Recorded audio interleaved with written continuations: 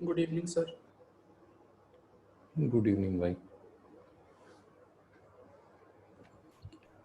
ये हमने last time वो पढ़ लिया था ना, एलसी ऑसिलेशन कर लिया हमने ना। Yes sir. अच्छा, तो एसी पढ़ सकते हैं अब ना। Sir last time induced electric field करवा दी हाँ, थी। इंड्यूस इलेक्ट्रिक फील्ड हमने कर लिया था ना। तो अब एक तो है कि हमें इसके डाउट डिस्कस करने हैं इस चैप्टर के। कौन सा है ये? ईएमआई के है ना। तो ईएमआई के डाउट के लिए सैटरडे रख लें।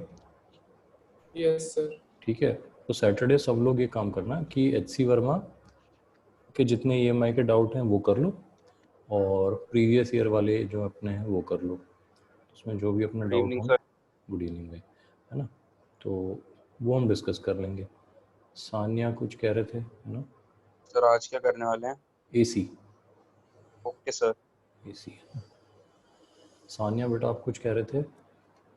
सर वो मिस्टेकनली हैंड रेज हो गया था। अच्छा अच्छा, कोई बात नहीं है ना, नीचे कर लो हाथ, कोई दिक्कत नहीं है, दर्द हो जाएगा नहीं तो, है ना। ठीक है। ओजस्वी कह रहे हैं गुड इवनिंग। गुड इवनिंग भाई ओजस्वी। क्लास का नाम मैंने चेंज कर दिया, अब वाइट लेवल क्लास है हमारी आज से, है ना। ऑल्टरनेटिंग करंट लिख लेते हैं।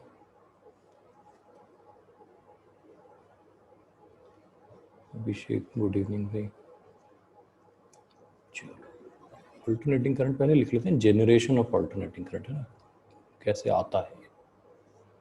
तो लिखते हैं, देखो एसी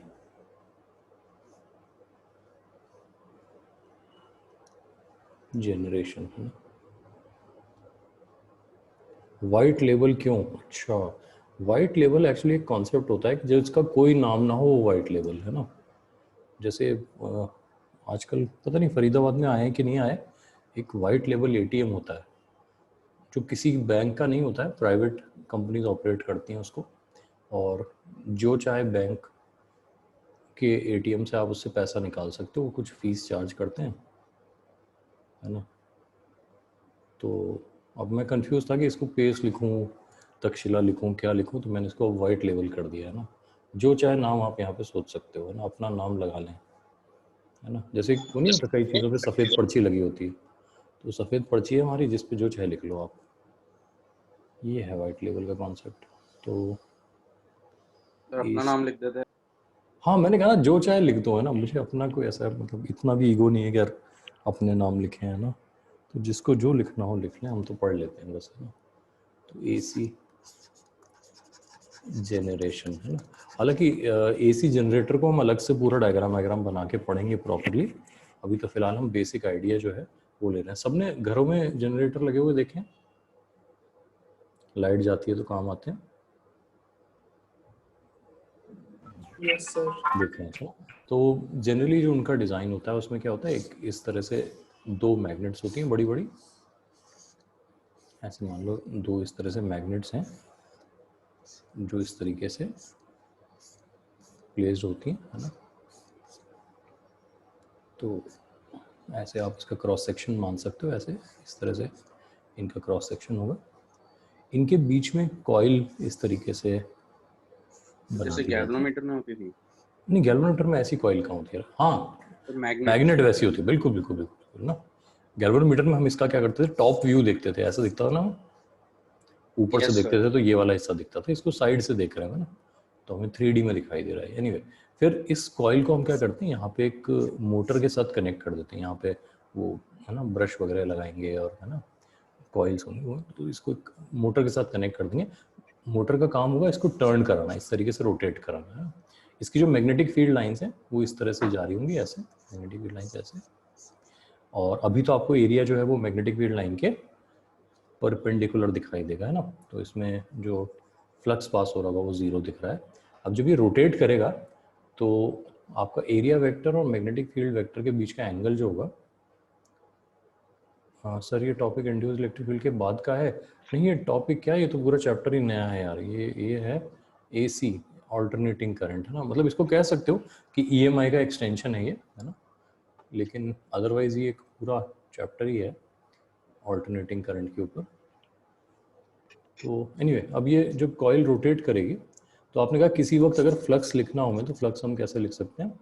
हम लिख सकते हैं B A cos of omega T, है ना। तो यहाँ पर क्योंकि रोटेटिंग है तो ओमेगा से रोटेट कर रहा है, और किसी भी वक्त एंगल ओमेगा टी मान लें तो B A cos omega T flux हो जाएगा। इसका रेट ऑफ चेंज लिखेंगे D phi by D T, तो कितना आएगा? यहाँ आएगा minus B A omega sine of omega T, ऐसा आ जाएगा ना, ये आ जाएगा। माइनस साइन को अगर उधर ले जाएं तो हमारे पास इंड्यूस्ड ईएमएफ आ जाएगा, कितना आ जाएगा? B A omega sine of omega T. अच्छा यहाँ पे एक बात ध्यान रखना, जो असली एक्चुअल कमर्शियल कॉइल्स होंगी उसमें एक टर्न नहीं होगा, उसमें बहुत सारी टर्न्स होंगी। तो यहाँ पर वो एन भी मल्टीप्लाई कर सकते हैं हम नंबर ऑफ टर्न्स के लिए। तो ये हमारे पास N B A omega sine of omega T बन जाएगा, ठीक है ना। हालांकि जब बहुत सारी टर्न्स होती हैं तो इसका डिज़ाइन जो होता है तो थोड़ा सा चेंज हो जाता है, वो हम जब डिटेल में बात करेंगे एसी जनरेटर की तब उसको डिस्कस कर लेंगे, ठीक है ना। तो N B A omega sine omega T, इसको एक बार नोट कर लो, इसके बारे में कुछ बातें डिस्कस कर लेते हैं।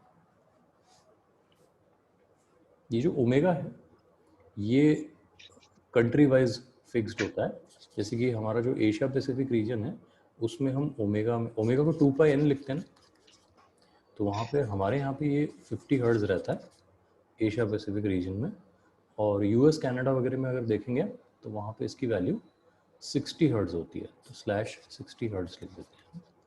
तो 50 साइकिल पर सेकंड पे हमारी कॉइल्स टर्न करती हैं और 60 साइकिल पर सेकंड पे वहाँ की कॉइल्स टर्न करती हैं। ये अपना अपना कन्वेंशन है, तो जैसा हिस्टोरिकली यूज़ करते हैं वैसा ही चल रहा है।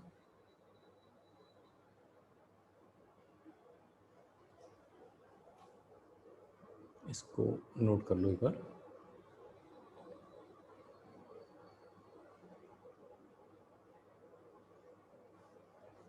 ये जो पार्ट है एन बी ए ओमेगा, इसको हम एक सिंगल टर्म ई नॉट से रिप्रेजेंट कर देते हैं, तो हमारा बन गया E equal to E naught sine of omega T. ये जो ई नॉट है इसको हम पीक ईएमएफ कहते हैं, पीक ईएमएफ, है ना। अगेन हमारे यहाँ पे जो ये पीक ईएमएफ की वैल्यू होती है वो 311 वोल्ट की होती है। ई नॉट हमारे यहाँ कितना होता है? 311 वोल्ट का होता है, ठीक है ना।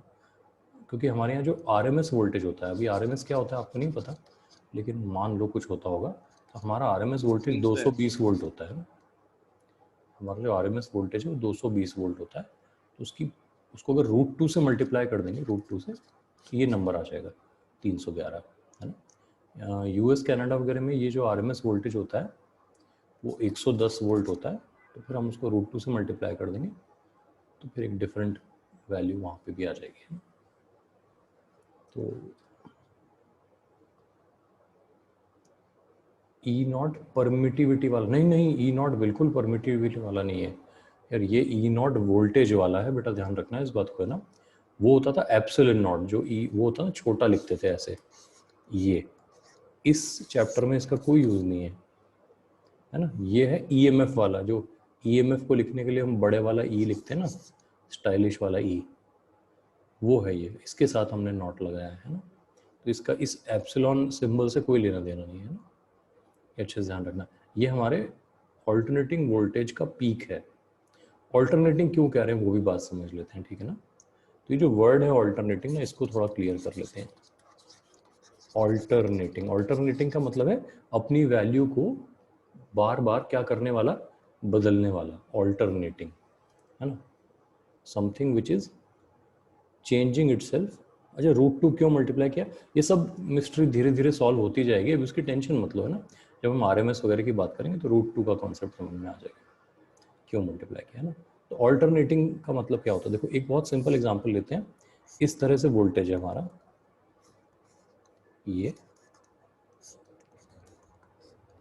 ये वोल्टेज भी कैसा है? ऑल्टरनेटिंग है। कुछ देर तक पॉजिटिव है, फिर नेगेटिव है, पॉजिटिव है, फिर नेगेटिव है। तो एक फिक्स टाइम के बाद अपने आप को पॉजिटिव से नेगेटिव स्विच करता जा रहा है। इसको भी हम ऑल्टरनेटिंग कहेंगे, है ना। चाहो तो आप यहाँ पे E वर्सेस T लिख लो, नोट करते चलो इसको। और एग्जांपल मैं इसके ले लेता हूँ कि कैसे कैसे वोल्टेज को हम ऑल्टरनेटिंग कह सकते हैं। हालांकि इस चैप्टर में हम एक बहुत ही टिपिकल टाइप का ऑल्टरनेटिंग वोल्टेज या करंट पढ़ रहे हैं, लेकिन ऑल्टरनेटिंग इटसेल्फ जो टर्म है वो यही कहती है कि देखो ये अपने आप को ऑल्टरनेट कर रहा है, यानी चेंज कर रहा है between these two values, positive negative, positive negative.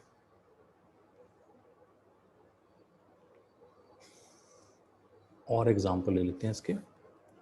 मान लो हमारे सर ये वैल्यू सेम होती है मैग्नीट्यूड में? क्या कह रहे हो बेटा? सर ये वैल्यू मैग्नीट्यूड में सेम होती है? हाँ, मैग्नीट्यूड में सेम है बिल्कुल। ये प्लस माइनस जो है मैग्नीट्यूड में सेम है, ठीक है ना।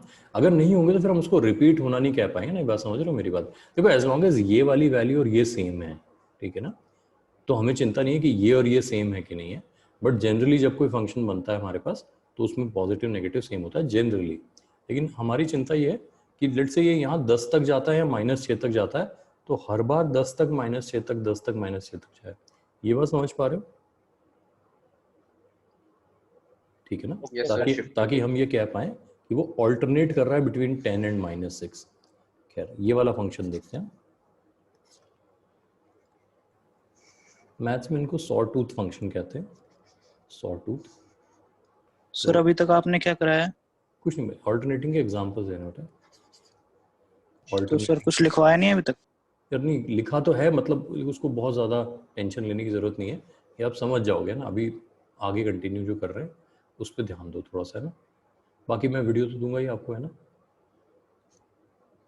हाँ तो यहाँ पर देखो, अगर आपने लेट से यहाँ पे E0 लिख दिया, यहाँ पे E0, यहाँ 0 लिख दिया, यहाँ T लिख दिया, 0 से T के बीच में देखो लीनियरली बढ़ रहा है ये, कहाँ तक? E0 तक, फिर वापस ड्रॉप होके वापस ऐसे।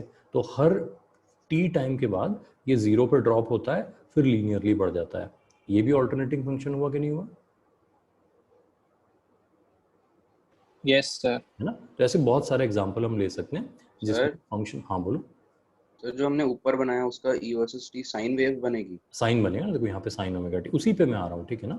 तो ये भी ऑल्टरनेटिंग है, ये भी ऑल्टरनेटिंग है, लेकिन हम इस चैप्टर में जो ऑल्टरनेटिंग फंक्शन पढ़ रहे हैं उसको हम कहते हैं साइनोसॉइडल ऑल्टरनेटिंग। लिख लेते हैं साइनोसॉइडल ऑल्टरनेटिंग, यानी ये साइन या कॉस की तरह अपने आप को बदल रहा है ना। तो यहाँ पर जो हम फंक्शन बनाएंगे वो हमारे पास ऐसा आएगा, जैसा साइन का होता है ना, ये E0 हो जाएगा, यहाँ -E0 हो जाएगा, और ये 0 होगा तो ये कैपिटल T हो जाएगा ना। इसका टाइम पीरियड जो है इसके बाद फिर ये अपने आप को रिपीट करता रहेगा, है ना। तो इस चैप्टर में ऑल्दो हम यही पढ़ेंगे, बट इसका मतलब ये नहीं है कि that is the only example of alternating voltage. हम एक बहुत ही special case of alternating voltage जो है वो स्टडी कर रहे हैं, है ना। और मतलब आप इसके बारे में थोड़ा जनरल नॉलेज इकट्ठा करोगे तो आपको समझ में आएगा कि जो घरों में हमारे, आपने देखा है वो लाइट जाने पे क्या चलाते हैं हम? Sir inverter. इन्वर्टर जनरेटर तो हमने डिस्कस कर ही लिया। जनरेटर तो ऐसे काम करता है कि अगर घर में जनरेटर है तो लाइट जाने पे क्या होता है, या तो वो डीजल वाले होंगे जिनको आपने देखा होगा रस्सी खींच के चलाते हैं वो। Yes sir. Yes sir. देखा, जैसे पुराने जमाने में टेम्पो भी चलते थे, उसमें अगर बंद हो जाए तो देखा है। हाँ, तो उसमें क्या होता है कि एक वो एक रोप होती है, उसको पुल करते हैं तो आपकी मोटर जो है वो जंप स्टार्ट हो जाती है ना। और एक बार जंप स्टार्ट हो जाती है तो फिर वो अपने आप वो जो करंट उससे प्रोड्यूस हो रहा है तो स्कूटर भी चालू करते थे। स्कूटर भी ऐसे चालू हो जाता है धक्का लगा के, बिल्कुल ना, बिल्कुल वो जंप स्टार्ट करना कहते हैं उसको ना। कोई भी जो इंडक्शन बेस्ड मोटर होती है वो इस तरीके से जंप स्टार्ट की जा सकती है ना। तो एक तो वो होता है। अच्छा, दूसरा क्या होता है कि एक आपके पास जैसे उसमें वो वाला काम करने के लिए एक चाबी भी होती है। जो पेट्रोल वाले होते हैं ना, डीजल वालों को तो ऐसे कर सकते हैं, पेट्रोल वाले जो होते हैं वो जैसे गाड़ी का चाबी होती है वैसे लगाई चाबी और घुमा दिया तो आपका वो जनरेटर स्टार्ट हो जाता है। तो ये तो हुआ उस जनरेटर में।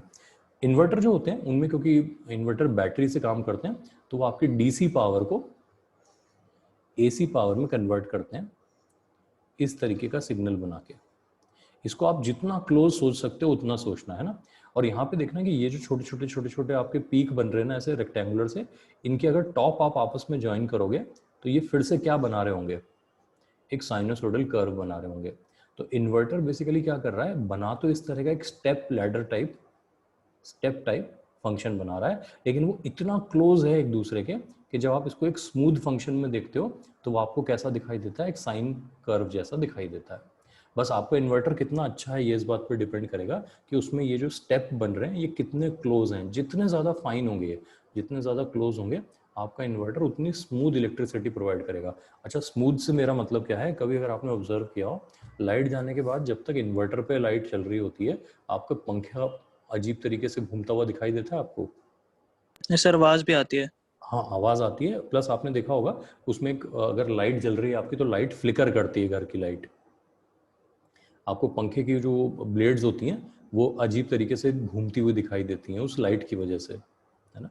उसका कारण ये होता है कि जो हमारी नॉर्मल बिजली की सप्लाई होती है वो तो एक स्मूथ साइनोसोडल कर्व होता है, लेकिन यहाँ पर हम इसको कहते हैं कि ये मॉक साइन कर्व है। साइन नहीं है ये, लेकिन उसको साइन जैसा बनाने की कोशिश की जा रही है, मॉक साइन कर्व कहते हैं उसको।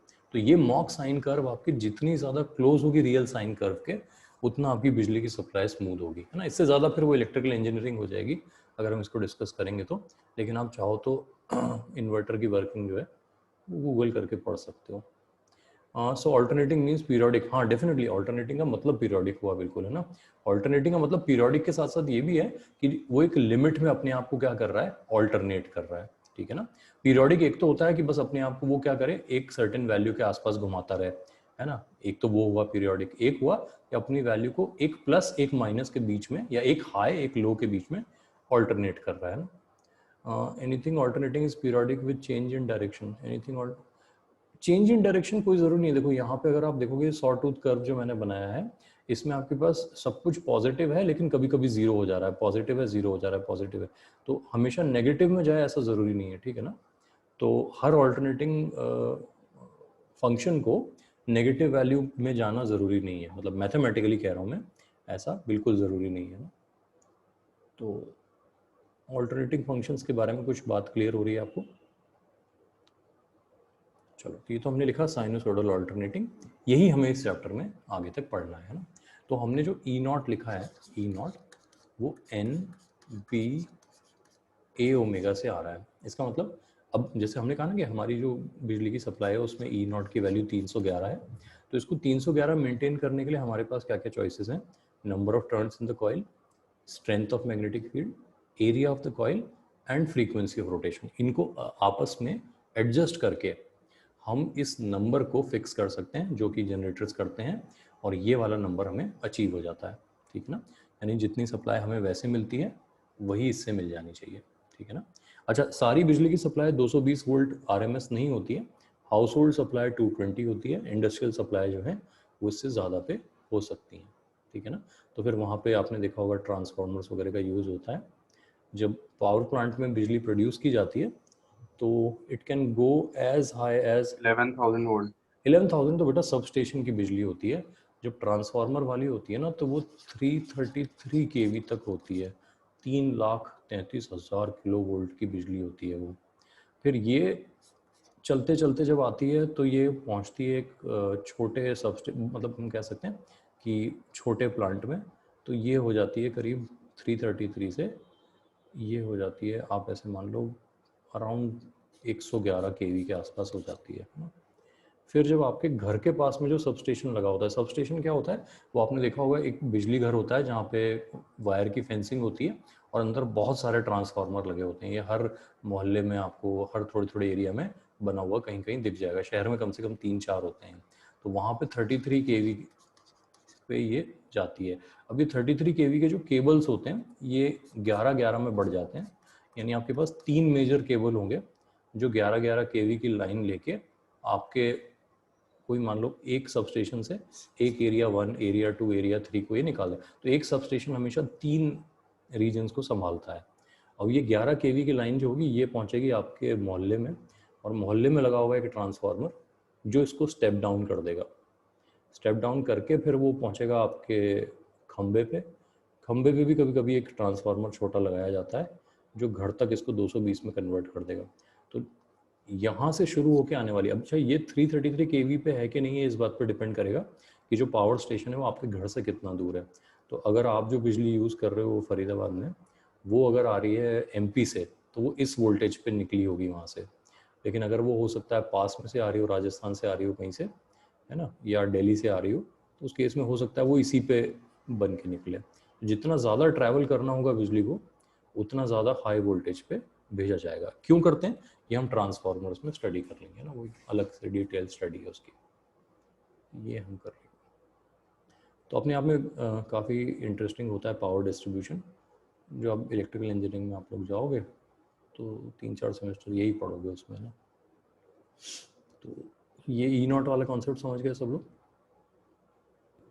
Yes sir. ठीक है, तो ऑल्टरनेटिंग वोल्टेज कैसे जनरेट हुआ ये हमने समझ लिया। अब यहाँ पे कुछ मैथमेटिकल टर्म्स हैं ऑल्टरनेटिंग वोल्टेज से रिलेटेड, वो हम समझ लेते हैं।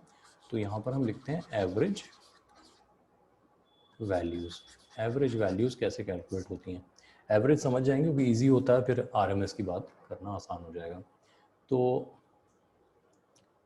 कोई क्वेश्चन आया है, क्वेश्चन है सर ट्रांसफार्मर पे भी एक चैप्टर है। हाँ बिल्कुल, चारों फिर चैप्टर नहीं है, इसी AC में चैप्टर एक छोटा सा पार्ट है चैप्टर का जो सर एवरेज वैल्यूज किस चीज की हैं?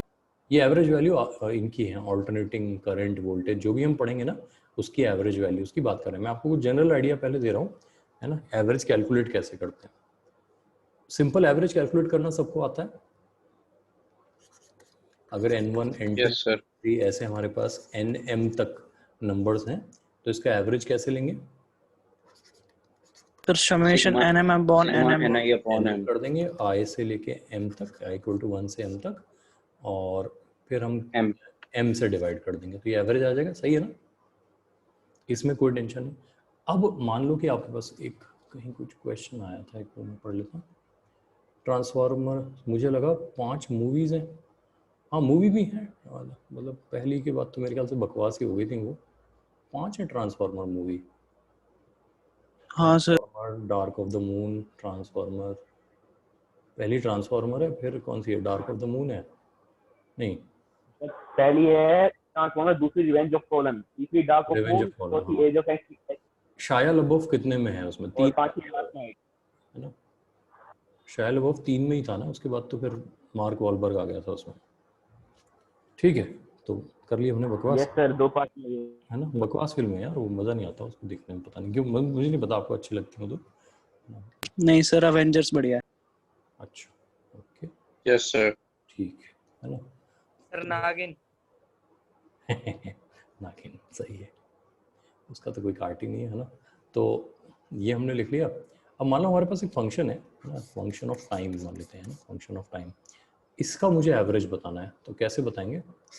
तो average integral FDT divide by integral DT। Integral FT/dt बिल्कुल सही है, लेकिन ध्यान रखना ये एक लिमिट में करना है इंटीग्रेट, 0 से किसी टाइम t में, यस सर। जिस टाइम से किया है उसी से डिवाइड कर देना है। इसको नोट कर लो, इसको सीख लेते हैं ना, integral FT/dt divided by t, है ना। अब मान लो जैसे काइनेमेटिक्स में करते थे, तो अगर आपके पास VT/dt है, velocity as a function of time, तो ये चीज क्या दे देगा आपको? Average velocity, average velocity, average velocity दे देगा, बिल्कुल ठीक है ना। तो AT/dt है तो एवरेज एक्सेलरेशन आ जाएगा। इस तरीके से कर सकते हैं। तो कोई भी मैथमेटिकल फंक्शन हो, ऑल्टरनेटिंग हो नहीं हो, उससे कोई मतलब नहीं, हम तो एक सर्टेन पीरियड ऑफ टाइम में उसका एवरेज बताना चाह रहे हैं। तो 0 से t जिस लिमिट में आपने उसको इंटीग्रेट किया है उसी लिमिट से डिवाइड कर देना, तो वो आपके पास एवरेज का फॉर्मूला बन जाएगा। अच्छा, अगर हमारा फंक्शन है E = E0 sin ωt ना, वैसे तो आप ग्राफ देख के कह सकते हो, ये इसका ग्राफ है ना, ये E0 है, एक टाइम पीरियड में 0। ये 0, हाँ, तो यहाँ से यहाँ तक जितना ये है उतना ही ये है, तो एक टाइम पीरियड में 0 आना ये पक्का है। Yes sir. क्या यस 0 सर। से t/2 में भी 0 आएगा? नहीं सर। नहीं No, आएगा। sir. तो हम एक काम करते हैं, हम इसका एवरेज का सिंबल ऐसे होता है, ऐसे इसका एवरेज लिख लेते हैं, कहाँ से कहाँ तक, t/2 टाइम इंटरवल में, ठीक है ना। तो करें इसको सॉल्व करें, E0 integral of sine omega T D T, कहाँ से कहाँ तक, 0 से t/2 तक, और t/2 से डिवाइड कर देते हैं। करो जरा, साइन ओमेगा टी का इंटीग्रल क्या बनेगा? Minus cos omega T by omega. Cos omega T, ठीक है, माइनस मैंने यहाँ लिख लिया है ना, बाय ओमेगा मैंने लिख दिया, तो यहाँ ओमेगा t/2 आ जाएगा मेरे पास, और यहाँ पे आ जाएगा मेरे पास कॉस ऑफ ओमेगा टी, कहाँ से कहाँ तक, 0 से लेके t/2 तक। ये सही है ना? इसको देखो तब तक। सर जिस फंक्शन में ईएमएफ की वैल्यू एक टाइम पीरियड के बाद रिपीट होगी वो एसी करंट होगा। ईएमएफ की वैल्यू एक टाइम पीरियड के, हाँ वो एसी करंट है, बिल्कुल सही बात है ना। लेकिन हमारे वाला एसी नहीं होगा, हमारे वाला एसी साइनसोइडल एसी, बट कोई भी चीज़ जो एक टाइम के बाद अपने आप को रिपीट कर रही है ना, उसको ऑल्टरनेटिंग कहते हैं। बिल्कुल, हाँ ये सही है। सर फिर तो एलसी ऑसिलेशन में भी एसी होगा। नहीं यार, एलसी ऑसिलेशन तो सर्कुलर फंक्शन हो गया ना, मतलब उसमें तो आपके पास क्या हो रहा है, एक चीज़ है जो एक ही उसमें आ रही है जा रही है, आ रही है जा रही है, तो एक डिवाइस से दूसरे डिवाइस में भी तो जा रहा है वहाँ पे ना, वो करंट ओके सर। है ना, वो करंट जो है उसमें करंट होता है, साइन का फंक्शन होता है, बट टेक्निकली वो एसी नहीं है। क्यों नहीं है? उसमें तो सिर्फ क्या हो रहा है, एक डिवाइस से दूसरे डिवाइस एनर्जी ट्रांसफर हो रही है। यहाँ एनर्जी कंटिन्यूसली फ्लो करती है एसी में। Okay sir. तो कर रहे हो, इसको सॉल्व करो, कॉस ओमेगा टी। अच्छा ये देखना, ओमेगा टी में आपके पास एक तरीके से मैं ऐसे लिख सकता हूँ कि एक 0 पे तो ये कॉस 0 बन जाएगा, t/2 टाइम पे ये कॉस पाई बन जाएगा कि नहीं बन जाएगा? Yes sir. Yes sir. पूरा omega Yes, sir. Omega T जो है वो कॉस पाई हो जाएगा। तो मैं इसको ऐसे लिख देता हूँ, माइनस ई नॉट अपॉन, अच्छा ओमेगा t/2 को पाई लिख सकता हूँ मैं? Yes sir. Omega capital T is 2 पाई, तो 2 पाई को 2 से डिवाइड कर दूं तो पाई आ जाएगा। ये बात समझ में आ रही है पाई सबको? Yes sir. जी तो सर। दोबारा बताना। दोबारा बताया तो मैं, देखो यहाँ मैंने ओमेगा टी लिखा है ना, तो ओमेगा क्या होता है, 2 पाई बाय टी होता नहीं होता बेटा, तो मैं t/2 से यस सर। तो पाई बन जाएगा नहीं, ओके सर। वो लिख दिया मैंने यहाँ पे ना। अच्छा यहाँ क्या बन जाएगा, यहाँ बन जाएगा कॉस पाई माइनस कॉस 0, तो ये देखो -2 हो जाएगा ये पूरी वैल्यू। Yes sir. ठीक है, तो ये बन गया 2E0 ओवर पाई। ठीक है, अच्छा अब इस चैप्टर से एक बहुत इंपॉर्टेंट बात सीखेंगे, 1/पाई जो होता है वो 0.318 होता है। कितना होता है? 0.318 है ना। तो आपके पास ये जो नंबर आएगा ये आ जाएगा, कितना आ जाएगा देखो, बनेगा 636, ये जो है 0.636। 0.636 E0 हो जाएगा। यानी हम ये कह सकते हैं कि हाफ साइकिल में जो वोल्टेज का एवरेज होता है वो 63.6% ऑफ पीक होता है। क्या कहा मैंने? हाफ साइकिल में जो वोल्टेज का एवरेज होता है वो 63.6% ऑफ द पीक होता है। सही है? सर इस चैप्टर में हमें एवरेज से ज्यादा मतलब होगा इंस्टेंटेनियस से? हाँ, एवरेज कई बार डील करेंगे हम लोग। यार देखो ऐसा होता है ना कि जेई मेन तक के लेवल पे एवरेज कैलकुलेट करना एक प्रॉपर क्वेश्चन की तरह से हमसे पूछा जा सकता है, तो वो टैलेंट रखना है अपने को, मतलब ना कि जैसे ही कोई फंक्शन दे हम उसका एवरेज बता दें, है ना। Yes sir. ठीक है, तो इसलिए इसको अलग से स्टडी कर रहे हैं ताकि वो काम हम कर पाएं। तो ये एवरेज निकालना आ गया सबको? Yes sir. Yes, sir. ये आ गया साइन सर। कॉस दोनों के लिए सेम होता है। अगर आप है ना, इसमें ये ध्यान रख लेना बस, देखो कि ये वाला पार्ट जो है आपका, ये दोनों सिमेट्रिकल है ना, Yes, सिमेट्रिकल। हाँ, तो अगर मैंने 0 से t/4 भी एवरेज निकाला होता तो सेम आया होता कि नहीं? Yes sir. Yes, sir. अच्छा सर, 2 स्टेप पहले समझा दो। 2 स्टेप कौन से वाले 2 स्टेप हुए? ये वाले, ये 2 या ये 2? अगर आप ये 2 कह रहे हो तो समझो यही दो। हाँ यही 2 मैंने इंटीग्रेट कर दिया है ना, इंटीग्रेट करके साइन का कॉस बन गया, माइनस आया, नीचे ओमेगा आ गया। तो ये जो ओमेगा t/2 नीचे बना, इसको हमने पाई कैसे लिखा, एक तो वो समझना है आपको। दूसरी बात ये कि ओमेगा टी, जब हम ओमेगा टी लिखते हैं तो ओमेगा तो है 2 पाई बाय टी, और एक है छोटा टी। छोटे टी की वैल्यू जब आप कैपिटल t/2 रखोगे तो पाई बन जाएगा, जैसे यहाँ बना, और 0 रखेंगे तो 0 हो जाएगा। तो हमारे पास एक आ गया कॉस पाई, एक आ गया कॉस 0, तो कॉस पाई माइनस कॉस 0 हमने लिख दिया। कॉस पाई -1 होता है, -1, कॉस 0 +1 होता है, तो -1 -1 -2 हो गया, माइनस माइनस मिलके प्लस हो गया, तो 2E0/π आ गया, देखो ये आ गया, है ना। तो हमारे पास 2/π की वैल्यू में हमने कहा आज से याद रख लेते हैं कि 1/π is 0.318, तो 2/π is 0.636, ये हो जाएगा। तो ये हमने कैलकुलेट करके रख लिया, मतलब है ना, ये अपनी नॉलेज बन गई कि अब हमारे पास फंक्शन चाहे साइन हो कॉस हो, जैसे कॉस फंक्शन होगा, कॉस फंक्शन बना लेते हैं, कॉस का फंक्शन ऐसा होता है, ऐसा होता यस सर, है। तो अब इस कॉस फंक्शन में देखो यहाँ से यहाँ तक का एवरेज इतना ही आएगा, यस सर, अच्छा यहाँ से लेके यहाँ तक का एवरेज भी इतना ही आएगा, ऑल्दो नेगेटिव में आएगा, यस सर, और फिर यहाँ से यहाँ तक का एवरेज भी इतना ही आएगा जितना यहाँ पे आया है। ये बात समझ में आ रही है सबको? यस सर, ठीक है। अच्छा अगर मैं यहाँ से लेके यहाँ तक का एवरेज पूछूं तो क्या करोगे फिर? यहाँ से लेके यहाँ तक का इतना ही होगा नहीं यार, देखो ना, यहाँ से सर लेके यहाँ तक माइनस इतने हिस्से का तो 0 हो जाएगा, 0.318। तो नेगेटिव होगा। इतने हिस्से का तो 0 हो जाए, इतने हिस्से का तो जो होगा हमारा ये तो कैंसिल आउट हो जाएगा, यस सर, इतने हिस्से नेगेटिव का में तो 0 हो 1/π। है ना। Yes, और ये sir. वाला पोर्शन जो होगा हमारा, ये वैल्यू जो हमें देगा, तो इस पूरे का 1/3 आ जाएगा, नहीं आ जाएगा ये? इस पूरे का 1/3, देखो ये तो एक दूसरे को कैंसिल, लेकिन टाइम तो पूरा जुड़ा है ना हमारा यहाँ से यहाँ तक, समझ गए सर। समझ गए? ये Yes, 3 sir. टाइम इंटरवल हो गए, 1 2 3, 3 में से इन्होंने जो कंट्रीब्यूशन दिया ये तो एक दूसरे का खा गए, तो एवरेज में कंट्रीब्यूट सिर्फ इसने किया और वो टोटल टाइम 3t से डिवाइड हो गया। Yes sir. समझ गए बात? Yes, sir. है ना। तो थोड़ा सा मतलब मैथ्स जो है, मैथ्स वाले ही सोचे, देखो नीट वालों से कोई नहीं पूछ रहा है इतना कि कॉस में क्या होगा, साइन में क्या होगा, मैथ्स वाले बस थोड़ा सा ना इसकी प्रैक्टिस कर लेंगे। एवरेज निकालना आ गया सबको? Yes, sir. कर लोगे, कोई दिक्कत सर एक नहीं? बार ये दोबारा एक्सप्लेन कर दो, ये जो ग्राफ। ये वाला ग्राफ, यस सर। हाँ इसमें देखो ना, मैंने कहा कि अगर आप 0 से लेके t/4 तक एवरेज लो तो यही वाला एवरेज वापस आ जाएगा, यस सर। ठीक है। t/4 से लेके 3t/4 तक लो तो भी यही एवरेज वापस आएगा, लेकिन नेगेटिव में आएगा। Yes sir. लेकिन मैं कह रहा हूँ अगर आप 0 से लेके 3t/4 लो तो ये वाले पोर्शन का एवरेज इस वाले पोर्शन के एवरेज से 0 हो जाएगा, यस सर। तो फिर हमारे पास सिर्फ इतने पोर्शन का बचेगा।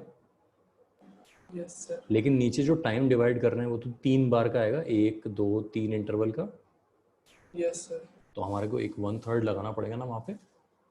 Okay sir. समझ आ गई बात? Yes sir. ठीक है। और सर t/2 0 से t/2 होगा ना ये वैल्यू? क्या कह रहे हो?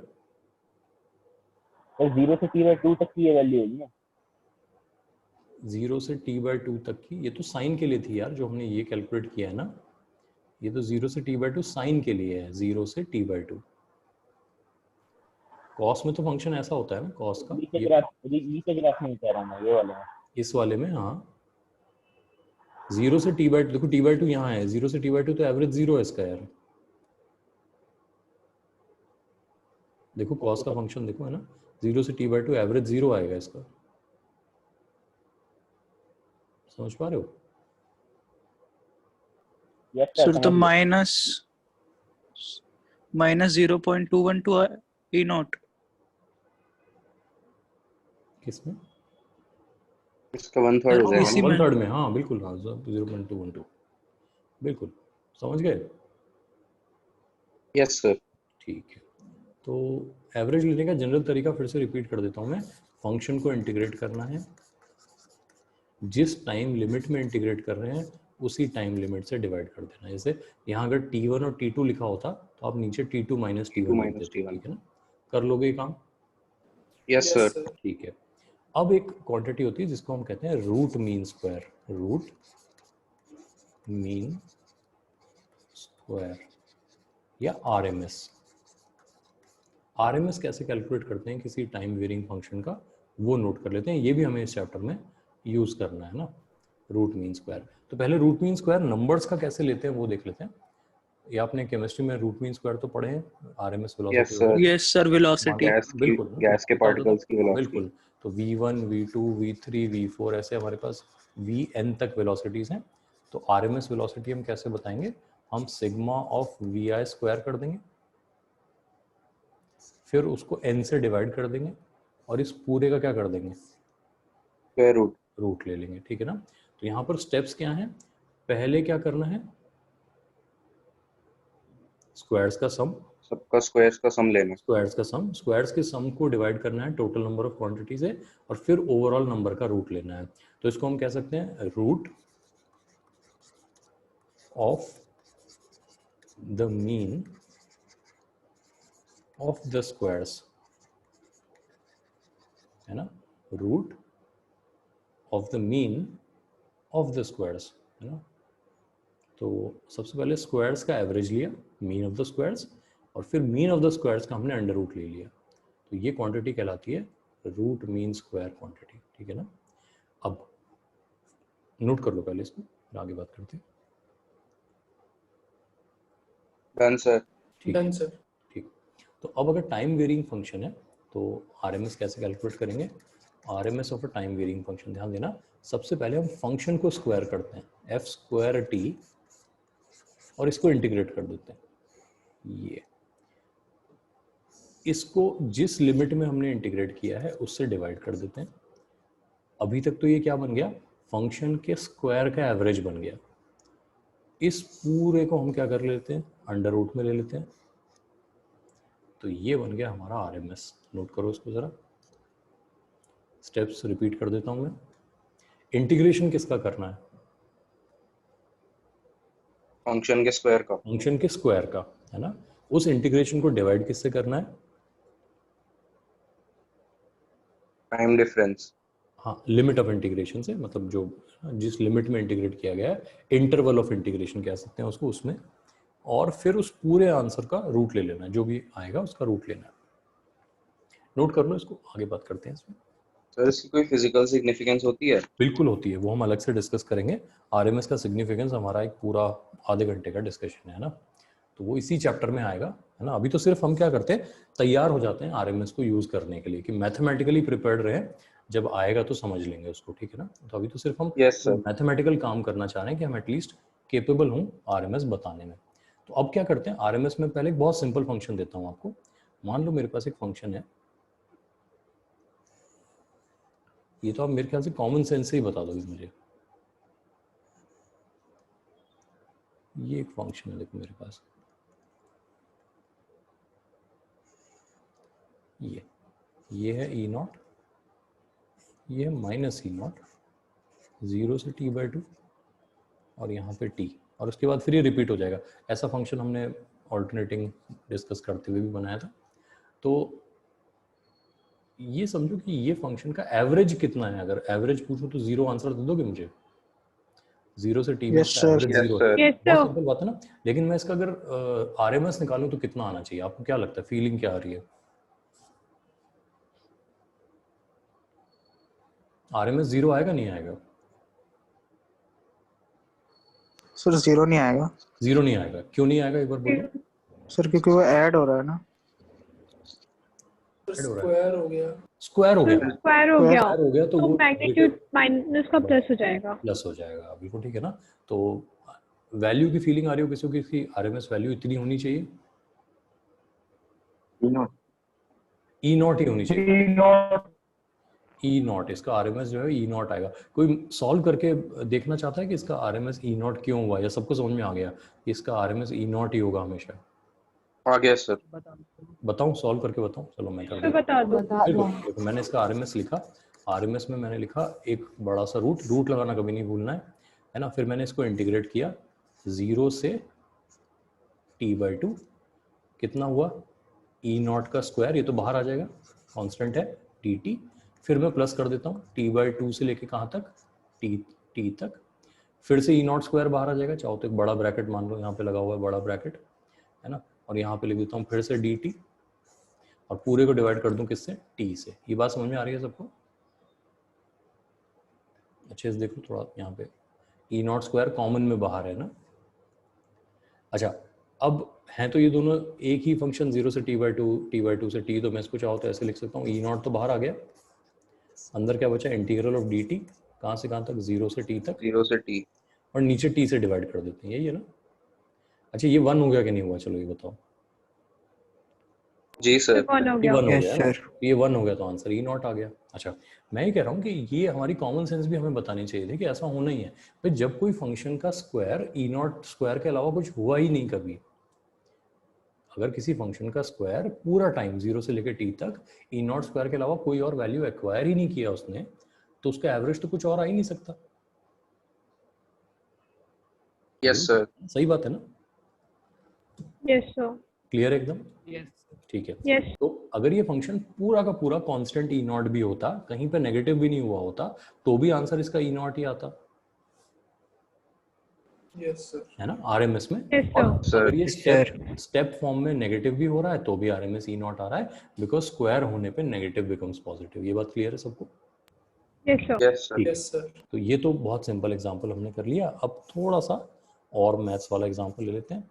इस बार हमने ये वाला सॉ टूथ वाला एग्जांपल जो हम ले रहे थे वो ले लेते हैं, है ना। इस तरीके, ये डॉट डॉट बनाते हैं इसको, ये हमारा ग्राफ बन गया। इसको ई नॉट लिख देते हैं, ये ई नॉट हो गया, और यहाँ 0 यहाँ टी लिख देते हैं, फिर 2t लिख देते हैं, ऐसे कर देते हैं। तो ये हमारा फंक्शन बन गया। इसका मुझे आरएमएस, अच्छा इस बार क्या लग रहा है, आरएमएस ई नॉट आएगा या ई नॉट से कम आएगा? सर ए नॉट से कम आएगा। ई नॉट से कम आएगा, क्योंकि नॉट से कम पीक आएगा। वैल्यू ई नॉट है, बाकी जगह तो ई नॉट से कम ही रहा है ये हमेशा, है ना। सही बात है, ठीक है। अच्छा, यस सर। इस फंक्शन को पहले एज अ लाइन की इक्वेशन लिख सकते हो? मैथ्स वालों से पूछ रहा हूँ, इसको लाइन की yes sir. E equal to क्या लिखूं मैं?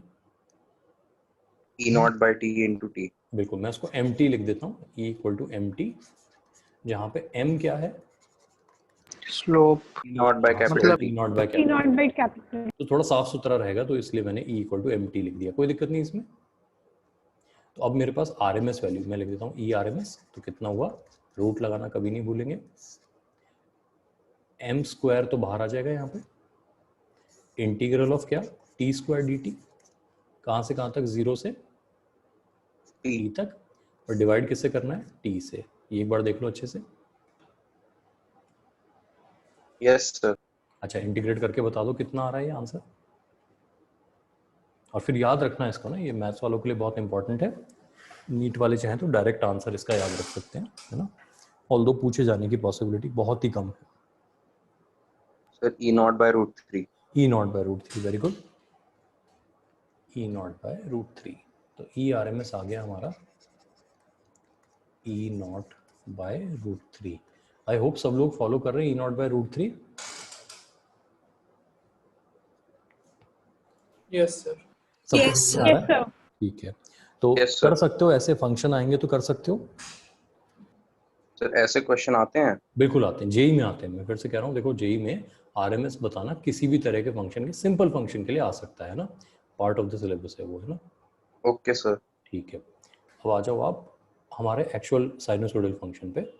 तो हमारा फंक्शन है E equal to E naught sine of omega T. तो हमने ई आर एम एस लिखा, रूट लगाना नहीं भूले हम, ई नॉट स्क्वायर आ गया, इंटीग्रल में क्या आया, sine square omega T D T, कहाँ से कहाँ तक, 0 से टी, डिवाइडेड बाई टी। एक बार नोट कर लो इसको, ई नॉट स्क्वायर है यहाँ पे, ये रूट से बाहर आके ई नॉट हो जाएगा।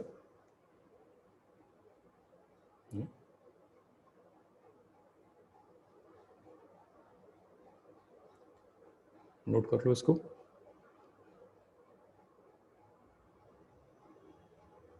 Yes sir. ठीक है, अच्छा साइन स्क्वायर ओमेगा टी को इंटीग्रेट किया है पहले कभी आपने?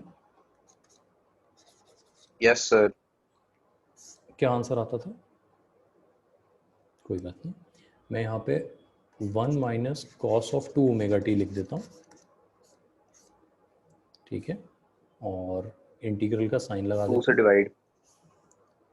2 से डिवाइड कर देता हूँ, और डी टी लिख देता हूँ यहाँ में, डी टी, नीचे टी अपना है ही। एक बार ये देख लो, तो मैंने साइन स्क्वायर ओमेगा टी को 1 minus cos of 2 omega T whole divided by 2 ये लिख लिया है ना। ये पार्ट फॉलो कर रहे हैं सब लोग? Yes, sir. Yes sir. ये sine square theta has been written as 1 minus cos of 2 theta by 2, है ना, ये हमने लिखा है। अच्छा, अब यहाँ पे कुछ करने की जरूरत नहीं है, जो मैं कह रहा हूँ उसको फॉलो करते जाएं। यहाँ बेसिकली हमारे पास दो इंटीग्रेशन बन गए हैं इंटीग्रल साइन के अंदर। एक है 1/2 dt का इंटीग्रल, और एक है integral of cos of 2 omega t dt/2 का इंटीग्रल। अच्छा, इसमें से ये जीरो होने वाला है, इसको पहले कंफर्म कर लो। ये जीरो होने वाला है, क्यों जीरो होने वाला है इसकी बात कर लेते हैं। ये एक सर सिंगल दोनों डिग्री, पॉइंट पे फंक्शन की वैल्यू 0 है। हाँ, ये एक सिंगल डिग्री कॉस का फंक्शन है। कोई भी सिंगल डिग्री साइन या कॉस का फंक्शन एक कंप्लीट साइकिल में, कंप्लीट साइकिल यानी 0 से t में हमेशा आंसर क्या देता है? 0। 0 देता है। ये बात बहुत अच्छे से फॉलो कर लो सब लोग। कोई भी single degree sine cos function over a complete cycle when integrated gives क्या? 0। 0। तो इसका मतलब ये पार्ट तो 0 हो जाएगा। अच्छा, dt का इंटीग्रल t बनेगा, यस सर। t से t कट जाएगा, तो अंदर सिर्फ 1/2 रह गया, देखो। Yes sir. अच्छा, तो हमारे RMS की वैल्यू कितनी आ गई? E0/√2. E0/√2। आज से इसको याद कर लेंगे हम, है ना? ठीक है ना। तो हमने यहाँ पे क्या सीखा कि अगर हमारे पास कोई भी साइन या कॉस का फंक्शन हो तो उसकी RMS वैल्यू होती है peak value divided by √2। Peak value divided by √2, है ना। तो अभी जब किसी ने क्वेश्चन पूछा था कि वहाँ √2 क्यों मल्टीप्लाई किया हमने, तो अब आपको आंसर मिल जाएगा कि if RMS is x, the peak must be √2x, है ना। If the peak is x, RMS must be कितना? x/√2। x/√2। बस, तो ये पॉइंट हमें यहाँ से सीख जाना है कि RMS जो होता है इस तरह से कैलकुलेट होता है। थोड़ा सा चैलेंजिंग RMS दूं, कर लोगे solve? Yes sir. Yes sir. करके देखते हैं ना। ये नोट कर लिया सबने ना? Yes sir. चलो ठीक है। Yes sir. तो मैं यहाँ पे एक फंक्शन लिख के देता हूँ आपको, E = a sin omega t plus b cos omega t, है ना। ये एक फंक्शन है हमारा a sin omega t plus b cos omega t। आपको इसका ERMS बताना है मुझे। एक बार ट्राई कर लो सब लोग। स्टेप्स देखना, स्क्वायर करना है, इंटीग्रेट करना है, t से डिवाइड करना है। एक हिंट मैं आपको दे दे रहा हूँ, स्क्वायर करने के बाद कोई भी फंक्शन ऐसा बने जो सिंगल डिग्री साइन कॉस है, तो उसको इंटीग्रेट करने का बॉदर ना करें। वो कितना बन जाएगा? 0 हो जाएगा, ठीक है ना। तो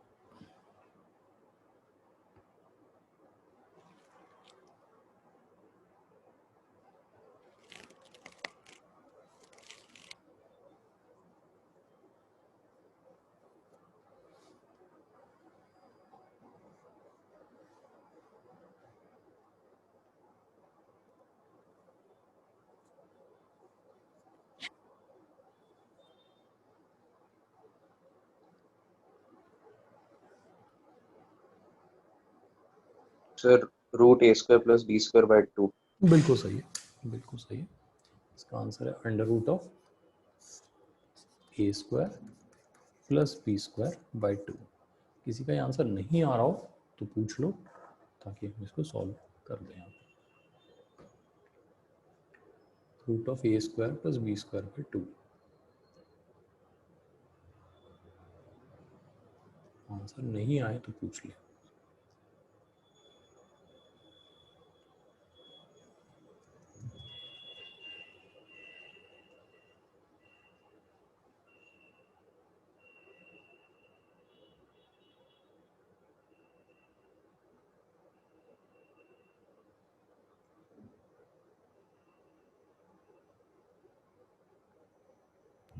So a² + b²/2 √. है, सबका आ गया। कोई नहीं चाहता मैं सॉल्व करूं? No sir. No sir. ठीक, इसको कर लेंगे। तो अब इसका आंसर बता दो मुझे। इस बार ई लिखा मैंने, a + b cos² omega t, a + b cos² omega t। पिछली बार साइन था, यहाँ पे साइन नहीं है, a + b cos² omega t। इसका RMS कितना आएगा वो देख लें, है ना। अब तो कुछ ऐसी ट्रिक बन जानी चाहिए कि बहुत जल्दी जल्दी हो जाए, है ना।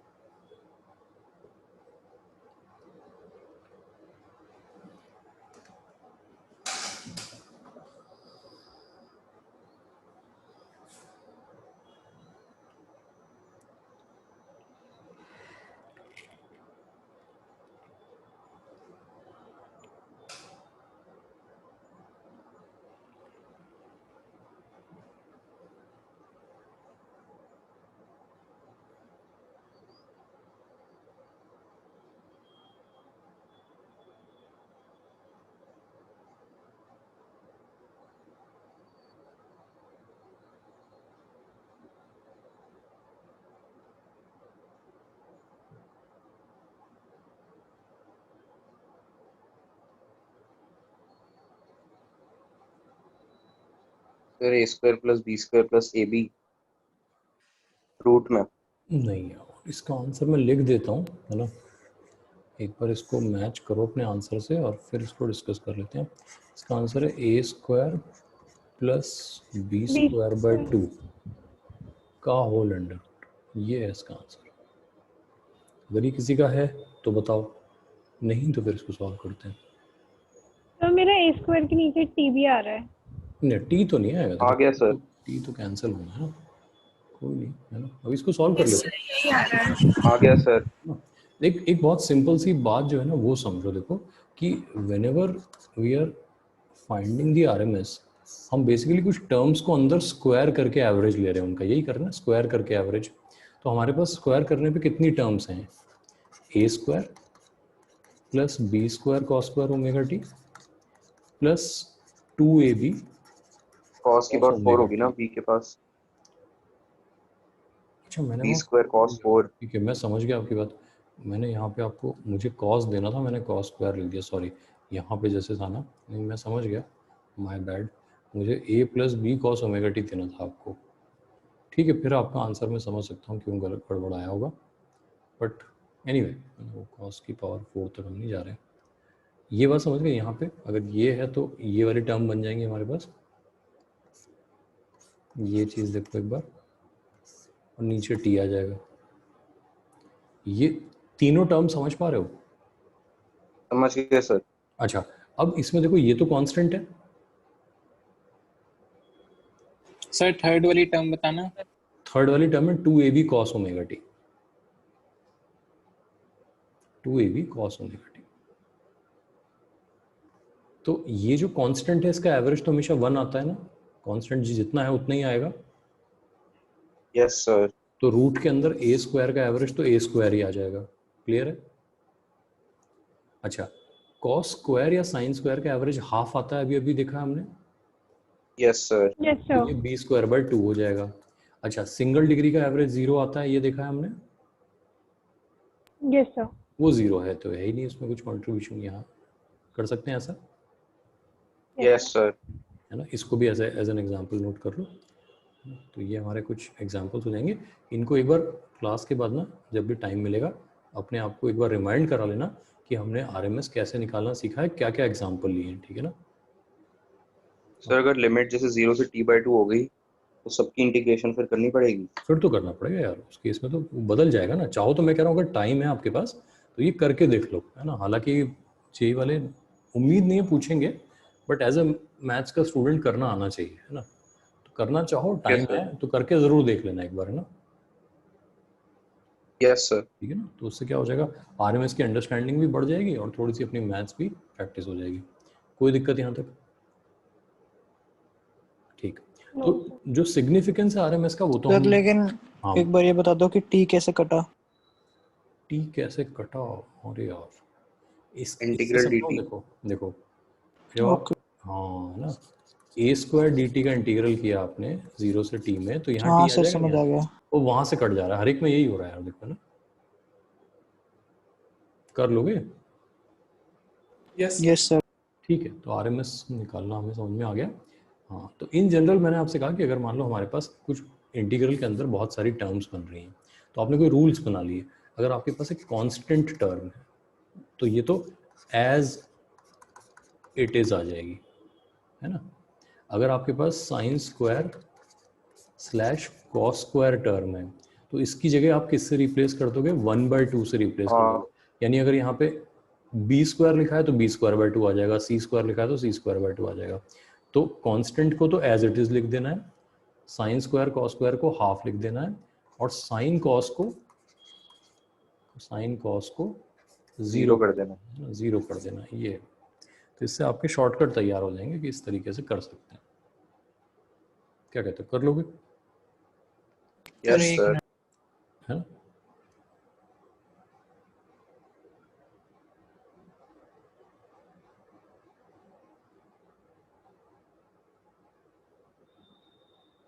फाइनली रूट लगाना मत भूलना, है ना, क्योंकि हमने जो भी किया है रूट के अंदर किया है ना। अरे दोबारा बताना, कॉस्ट एज इट इज कैसे?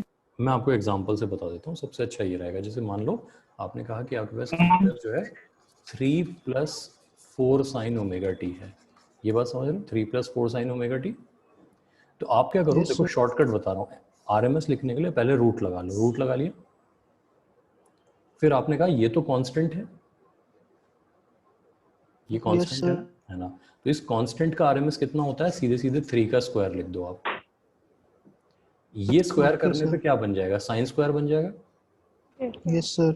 साइन स्क्वायर का एवरेज कितना होता है, हाफ। 4 स्क्वायर तो आपने एज इट इज लिखा, साइन स्क्वायर का एवरेज हाफ लिख दिया।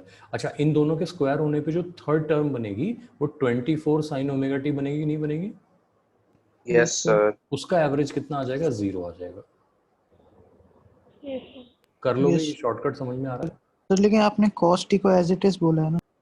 नहीं यार, कांस्टेंट को बोला है, यहाँ कांस्टेंट है। ओके। मैं इसको साफ लिख देता हूँ ना, देखो ऐसे, कांस्टेंट है ना, कांस्टेंट को एज इट इज बोला है, तो 3 इज अ कांस्टेंट, है ना, तो एज इट इज आ गया, स्क्वायर हुआ लेकिन एज इट इज आ गया। ये भी स्क्वायर हुआ, 4 square sine square omega T, तो 4 स्क्वायर तो 4 स्क्वायर रहा, साइन स्क्वायर ओमेगा टी का एवरेज कितना होता है, हाफ। हाफ। जो थर्ड टर्म बनी स्क्वायर करने पे वो है 24 साइन ओमेगा टी, उसका एवरेज कितना हो जाएगा, 0। वो है 0। कर लोगे ऐसा? Yes sir. कोई दिक्कत नहीं? No sir. No sir. ठीक है, समझ गया मेरी बात, समझ गए ना? Yes sir. चलो, तो ये हमारा हो गया आरएमएस कैलकुलेट करने का तरीका हो गया। कोई डाउट अभी तो डिस्कस किया हमने इसमें? नो। चलो, तो अब हेडिंग लिख लेते हैं अगली बार के लिए, बाकी तो पढ़ेंगे तो अगली बार ही। तो लिख लेते हैं, अगली बार हम पढ़ेंगे alternating voltage and various circuit elements. देखो, हमें ये पता है कि रेजिस्टेंस को वोल्टेज दें तो क्या फ्लो होता है, करंट, है ना, और उसका रूल बड़ा सिंपल है, हमने कहा V = IR रूल से फॉलो हो जाता है वो। अगर हम एक कैपेसिटर को वोल्टेज दें तो कैपेसिटर चार्ज हो जाता है, यस सर। Yes sir. और इंडक्टर को वोल्टेज दें तो इंडक्टर से भी करंट एनर्जी स्टोर कर लेता है। एनर्जी स्टोर कर लेता है, बात ठीक है। ऑल्टरनेटिंग करंट के अक्रॉस कैपेसिटर इंडक्टर कैसे बिहेव करेंगे, इवन रेजिस्टेंस कैसे बिहेव करेगा, ये चीज़ें हम लोग इस हेडिंग में डिस्कस कर लेंगे। यानी अब हमें सीखना है कि जब हम एक रेजिस्टेंस को एक ऑल्टरनेटिंग वोल्टेज सोर्स के साथ लगाएं तो उसका बिहेवियर कैसा होगा, करंट कैसे फ्लो करेगा, सिमिलरली कैपेसिटर इंडक्टर कैसे बिहेव करेंगे। अच्छा, शुरू में हम डिस्कस करेंगे प्योर सर्किट्स, यानी जिसमें इंडक्टर है तो सिर्फ इंडक्टर है, कैपेसिटर है तो सिर्फ कैपेसिटर है, और रेजिस्टेंस है तो प्योर रेजिस्टेंस है, और कुछ नहीं है। फिर बात करेंगे हम कॉम्बिनेशन की, यानी हमने RC मिला दिया, RL मिला दिया और LC मिला दिया, यानी एक एक दो दो करके ले लिए है। और लास्ट में हम क्या पढ़ेंगे, LRC। हाँ, LRC, LRC, RCL, जो भी है ना, उसको LCR कुछ भी कहते हैं, तीनों एक साथ सीरीज में आ गए। और फिर एक छोटा सा डिस्कशन करेंगे हम लोग जिसको पैरेलल का डिस्कशन कहते हैं, हालांकि उसमें सिर्फ आपको ऊपर ऊपर से पता होना है, न्यूमेरिकल उस पर नहीं आते जेई में, है ना। तो ये हमारा पूरा डिस्कशन होगा इसका। बाकी कुछ और चीज़ें हैं ऑल्टरनेटिंग करंट वाली, वो हम इसमें देख लेंगे। तो नेक्स्ट सर एक डाउट है हाँ बोलो बोलो। हाँ, सर, अगर EMF ऑल्टरनेट कर रही है, इसका मतलब जितने इलेक्ट्रॉन्स आगे जा रहे हैं उतने पीछे आ रहे होंगे। बिल्कुल सही बात है, एकदम सही, एकदम सर सही। तो फिर उनकी नेट मोशन नहीं होगी? हाँ होती है यार, होता है है ना, यही समझना है इस चैप्टर में हमें। मतलब आपका देखो बहुत सिंपल क्वेश्चन, अगर आप चाहते तो मुझसे ये पूछ सकते थे कि अगर हम करंट भी, है ना, थोड़ी देर में हम करंट भी पढ़ेंगे, तो करंट भी हमारा ऑल्टरनेटिंग आता है, ऐसे आता है। इसका मतलब जितना करंट पॉजिटिव है उतना ही करंट नेगेटिव है ना। Yes sir. है ना, तो फिर करंट कर क्या रहा है, आप इसको ऐसे समझो कि जैसे मान लो एक बल्ब है हमारे पास, है ना, ये एक बल्ब है, बल्ब का फिलामेंट सोच लेते हैं, ठीक है ना। ये बल्ब इलेक्ट्रॉन्स के इधर जाने से जलेगा या इधर जाने से भी जल सकता है? दोनों तरफ से। दोनों तरफ दोनों से। दोनों तरफ से। ये बात समझ रहे हो ना मेरी, कि बल्ब को as long as there is electrical power, bulb electron से नहीं चलता, इलेक्ट्रिकल पावर से चलता है। किससे चलता है? Electrical power. Electrical Electrical power से। तो क्या हो रहा है, bulb is providing some resistance to the flow of electrons, ये तो मानते हो? Yes sir. हाँ, तो जब इलेक्ट्रॉन अपनी पावर आकर डिसिपेट करते हैं अक्रॉस द बल्ब ग्लोज। बहुत सिंपल कॉन्सेप्ट है।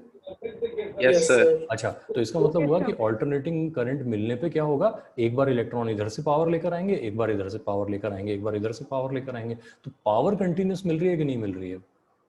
Yes sir. Yes मिल sir. रही है, तो बल्ब जल रहा है, ठीक है ना। वरना देखो पहली बार ऑल्टरनेटिंग करंट इंट्रोड्यूस होते ही हर एक के दिमाग में ये बात आती है कि if there is something called an alternating current, हमारा बल्ब तो ऐसे जलना चाहिए।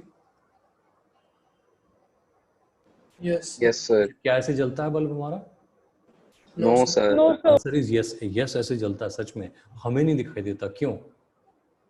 बहुत फास्ट होगा। बहुत बहुत फास्ट फास्ट होता होगा। फ्रीक्वेंसी है 50 हर्ट्ज, है ना। इसको हम कहते हैं फ्लिकर रेट। क्या कहते हैं? फ्लिकर सेकंड में rate। 50 बार। रेट, 1 सेकंड में 50 बार, ठीक है ना। अच्छा, अब हमारी आंखें जो है 1 सेकंड में 50 बार तो नहीं झपकती है, 16। 16 टाइम। ठीक है ना। अच्छा, 1 फ्लिकर by को 16. समझने का सबसे अच्छा तरीका होता है, जैसे हमारी जो टीवी की स्क्रीन होती हैं वो भी फ्लिकर करती हैं, हमारे Yes, sir. मॉनिटर Yes, जो होते हैं वो भी फ्लिकर करते हैं। आप कभी क्या फ्रेम करो, रेट सर। अपने कैमरा से ऐसे फोटो लेने की कोशिश करो, आपको Yes, लाइंस sir, दिखाई वो देती पकड़ है ऊपर लेता से? है। हाँ, लाइंस है ना। फिर वो पकड़ लेता है। हमारे कैमरा का फ्रेम रेट जो होता है वो 30 फ्रेम पर सेकंड के आसपास होता है। Yes, sir. तो अगर वो Yes. मैचिंग फ्लिकर रेट होगा तो वो काली लाइनें पकड़ लेता है उस पर फ्लिकर करती हुई, है ना। Yes, sir. Yes sir. तो बस ये बात है ना, कि ऑल्टरनेटिंग करंट से जब बल्ब जलाते हैं तो बल्ब फ्लिकर तो करता है, लेकिन क्योंकि हमारी आंखें जो हैं उनको पता नहीं चल रहा है, तो हमें वो कॉन्स्टेंटली जलता हुआ ही दिखता है। Okay, sir, समझ गए। समझ गए ना। तो ऑल्टरनेटिंग करंट से क्या मिलती है? पावर, है ना। एज लॉन्ग एज किसी भी अप्लायंस को कंटिन्यूस पावर मिल रही है वो सही काम करेगा, है ना। So, लेकिन फिर पावर कभी कम ज्यादा भी तो होगी, क्योंकि कम हमने तो- EMF के ग्राफ हाँ, में तो देखा उसको था। एवरेज पावर का कॉन्सेप्ट हम पढ़ेंगे फिर, है ना, कि किसी भी अप्लायंस को जो पावर चाहिए उसका एवरेज सही आना चाहिए। जैसे मान लो आपके पास एक 50 वाट का बल्ब है, 50 वाट का, है ना, तो उसको डीसी में तो 50 वाट कंटिन्यूस मिलता था, Yes, sir. एसी में 50 वाट का उसे क्या मिलना चाहिए? एवरेज मिलना चाहिए, ठीक है। Average. तो अगर एवरेज 50 वाट उसे मिल रहा है तो हम कहेंगे बिल्कुल सही काम करेगा वो। समझ गए सर। समझ गए, ठीक है ना। बस यही सारी चीजें एसी वर्सेस डीसी हम लोग डिस्कस करते चलेंगे इसमें, है ना। Thank you sir. ठीक है, तो ये मैं अपलोड कर दूंगा अभी थोड़ी देर में, इसमें जिसका किसी Thank you, को sir. रह गया हो थैंक यू। वो देख लेना आपने, है ना। सर एसी ज्यादा हार्मफुल होता है, डीसी ज्यादा हार्मफुल होता है? यार देखो, है ना, दो बातें होती हैं। एक होता है कौन आपको जल्दी मारेगा, तो जल्दी मारने का आंसर डीसी है, ठीक है ना। और कौन आपको ज्यादा दर्द गारंटीड देगा। मारेगा, हाँ ज्यादा दर्द देगा, ऐसा कह सकते हैं, तड़पा ठीक है ना। तड़पा के। हाँ, है ना, तड़पा तड़पा के तो खैर नहीं होता। देखो क्या होता है, ऐसा होता है कि जो डीसी होता है उसका शॉक जो होता है वो एक बड़े मैग्नीट्यूड में लग सकता है, ठीक। लेकिन जो एसी का शॉक होता है वो आपको अपनी तरफ खींच लेता है, उसमें आपकी स्टिकिंग पावर होती है और person can get stuck to the current, है ना। तो एसी इसलिए ज़्यादा खतरनाक होता है कि एसी में चिपकने के चांस ज़्यादा होते हैं, और चिपक गए तो फिर आपको बहुत देर तक वो करंट अंदर फ्लो करता रहेगा, तो आपका जो हार्ट वार्ट है वो फेल हो जाएगा। ये बात ठीक है। तो Yes, sir. एसी इस तरीके से मारेगा, अगर लो वोल्टेज एसी भी है तो भी ऐसे मारेगा। हाई वोल्टेज तो देखो कैसा भी हो, एसी हो डीसी हो, वो जला देता है आदमी को, है ना।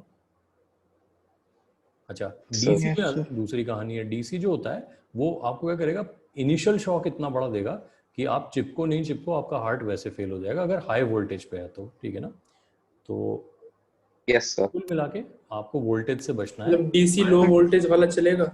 या डीसी लो वोल्टेज वाला कुछ, मतलब अगर देखो दो चीजें होती है ना, करंट टाइम्स वोल्टेज को पावर कहते हैं। Yes, sir.